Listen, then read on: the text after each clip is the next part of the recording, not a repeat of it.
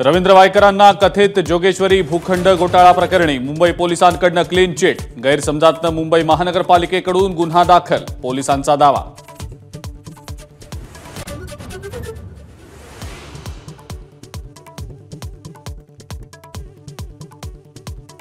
मराठा आंदोलक मनोज जरांगेंची आजपासून शांतता रॅली।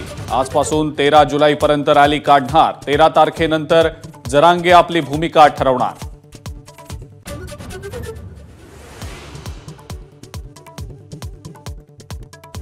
महायुतीची आज संध्याकाळी बैठक। मुख्यमंत्री आणि दोन्ही उपमुख्यमंत्र्यांसह सर्व मंत्री, खासदार, आमदार आणि नेते उपस्थित राहणार। विधान परिषद निवडणूक आणि शासकीय योजनांची माहिती लोकांपर्यंत पोहोचवण्यासाठी मार्गदर्शन केलं जाणार।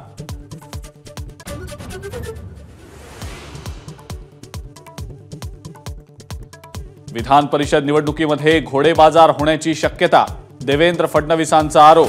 तर आरोप करणारेच घोडेबाजार करतात, नाना पटोलेंचा पलटवार।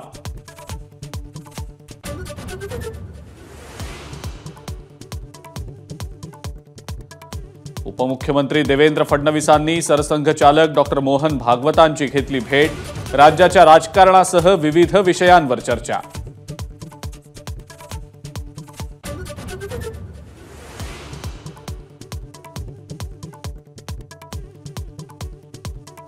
विश्वविजेत्या भारतीय टी20 टीममधल्या मुंबईकर खेळाडूंचा विधिमंडळामध्ये सत्कार। सूर्यकुमारच्या कॅचवरनं रोहित शर्माची टोलेबाजी।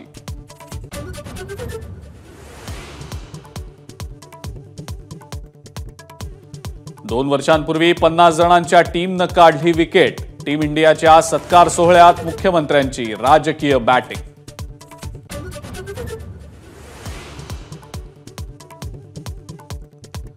पेपरफुटीला आळा घालणारं विधेयक विधानसभेमध्ये सादर।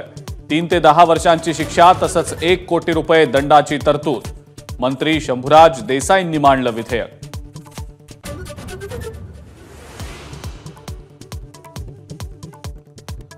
मुख्यमंत्री एकनाथ शिंदे ज्ञानोबा माऊली आणि संत तुकाराम महाराजांच्या पालखी सोहळ्यामध्ये सहभागी होणार। 1 दिवस वारकऱ्यांसह पायी वारी करणार।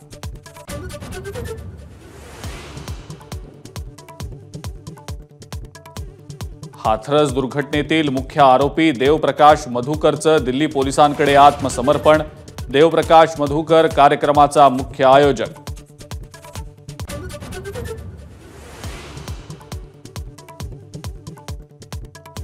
अनंत अंबानी राधिका मर्चंटच्या संगीत सोहळ्यासाठी दिग्गजांची मांदियाळी। 12 जुलैला अनंत राधिकाचा विवाह सोहळा।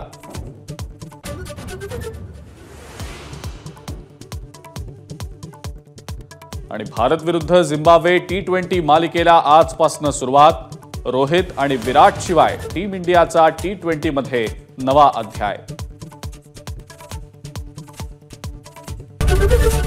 एबीपी माझा, उघडा डोळे बघा नीट।